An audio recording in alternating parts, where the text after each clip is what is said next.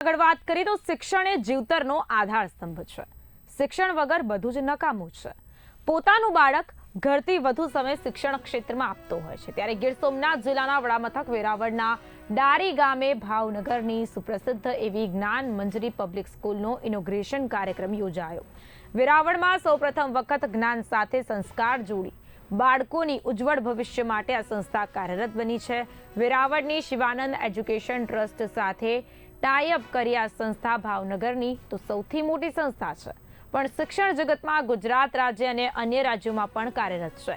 Inauguration કાર્યક્રમમાં શિક્ષણ જગતના તમામ તજજ્ઞો, શિક્ષણ સાથે સંકળાયેલ તજજ્ઞો, વાલીઓ, રાજકીય સામાજિક અગ્રણીઓ સહિત હજારોની જનમેદની ઉમટી પડી હતી. મારું નામ હરેશ ખોખાણી, જ્ઞાન મંજરી કેરિયર ઇન્સ્ટિટ્યૂટની અંદર CEO તરીકે કામ કરી રહ્યો છું. અત્યારે જે ભાવનગરની જ્ઞાન મંજરી અહીંયા વેરાવળની અંદર સ્ટાર્ટ થવા જે જઈ રહી છે, આજે એનું ઇનોગ્રેશન થયું અને લોકોને ઇનોગ્રેશન આમ તો હોય નહીં સ્કૂલની અંદર, કારણ કે બાળકોને પીરસવાનું જ હોય. ઓલમોસ્ટ તમે ભોજન જમવા જ્યારે જાઓ ત્યારે ક્યારેય એનું ઇનોગ્રેશન હોતું નથી, ડાયરેક્ટ આપણે થાળી પર બેસવાનું હોય છે. તો એવું જે કલગી રૂપે અહીંયા જ્યારે વેરાવળ સોમનાથની અંદર જ્ઞાન મંજરી પબ્લિક સ્કૂલ તરીકે અહીંયા જ્યારે આવી છે, ત્યારે અમને આનંદ એ વાતનો છે કે જ્ઞાન મંજરી છે બેઝિક ભાવનગરની છે અને ત્યાંથી તે એને એવા પાયા નાખ્યા જે ગુજરાતની અંદર અત્યારે આઈ થિંક મને ગુજરાતની જ ખ્યાલ છે, એટલે બહારની વાત હું નહીં કરી રહ્યો, કે ગુજરાતની અંદર અત્યારે તમે જોવા જાઓ તો બેઝિક સ્કૂલ 1 થી 5, 6 થી 8, 9, 10, 11, 12 એવી રીતે પાયા ચડતી હોય. પણ આ જ્ઞાન મંજરી એક એવી સિસ્ટમ સાથે વર્ક કર્યું તો એમને પહેલો પાયો બેઝિક 2006ની અંદર ભાવનગરની અંદર 11-12 સાયન્સમાં મૂક્યું અને પછી ધીમે ધીમે એ નીચેના ધોરણમાં ઉતરતું ગયું. તો આજે વટવૃક્ષની જેમ પ્રાઇમરીની અંદર જેમ ભાવનગરની અંદર કાર્યરત છે, એમ અમારું મહુવા, બાલાસિનોર, મોડાસા, રાજસ્થાનની અંદર શ્રી ગંગાનગરમાં, સુરતની અંદર અમે લગભગ અત્યારે અરાઉન્ડ 6 થી 7 હજાર બચ્ચાઓની વચ્ચે કામ. મારું નામ ધારા પટેલ, હું જ્ઞાન મંજરી કરિયર ઇન્સ્ટિટ્યૂટના પ્રાઇમરી સેક્શનની મેનેજિંગ ડિરેક્ટર તરીકે કામ કરું છું. જ્ઞાન મંજરી એ નામ અત્યારે ગુજરાતભરમાં એટલું જ વેલ નોન છે, જાણીતું છે.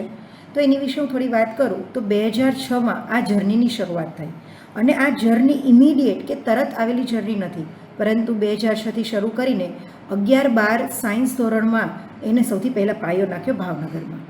ભાવનગરથી બહાર નીકળીને આટલા 20 વર્ષની જર્ની દરમિયાન અત્યારે 35 કે તેથી વધુ સંસ્થા સાથે કોલેબોરેશન કરીને જ્ઞાન મંજરી 11-12 સાયન્સ સ્ટ્રીમમાં એક પોતાનું એક અલગ જ વ્યક્તિત્વ બહાર પાડ્યું છે.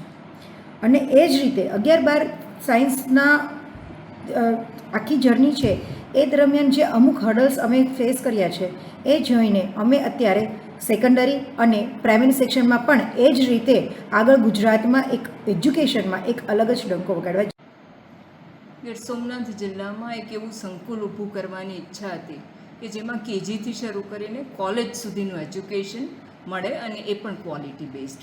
જ્યારે હું જોતી હતી કે 11-12માં બાળકો 12th પછી જ્યારે કોમ્પિટિટિવ એક્ઝામ્સ માટે તૈયારી કરતા હોય ત્યારે ક્યાંક ને ક્યાંક એમને માર્ક્સ ઓછા આવતા, કારણ કે એમનું એ એજ્યુકેશન, બાળકો નબળા હતા એવું નહોતું, પણ ક્યાંક ને ક્યાંક એમને એ એજ્યુકેશન નહોતું મળતું.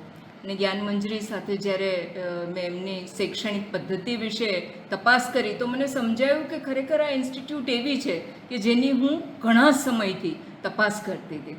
અને આ ઇન્સ્ટિટ્યૂટ સાથે જ્યારે ટાઈઅપ કર્યું છે ત્યારે મને વિશ્વાસ છે કે ગીર સોમનાથ જિલ્લામાં જ્ઞાનની મંજરી ઉગશે અને જરૂરપણે આ આખા ઉપવનમાં કેરીઓનું સર્જન થશે, એવા બાળકો નિર્માણ થશે કે જે જ્ઞાન અને સંસ્કારી હોય.